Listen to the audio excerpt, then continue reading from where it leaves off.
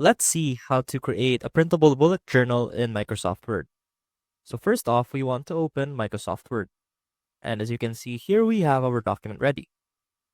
Now, there are two ways to create a bullet journal in Microsoft Word.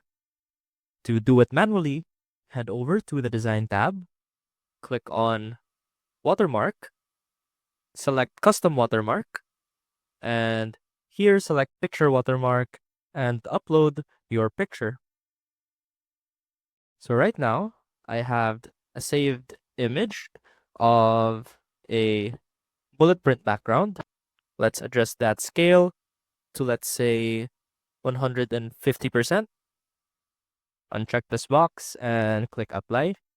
And as you can see, although that's a little bit too big, let's try to make it smaller. And there you go. You basically have a bullet journal format as your watermark. Now, another method that you can do, and is probably easier, is by going over to the File tab and click on Templates. Click on More Templates right here.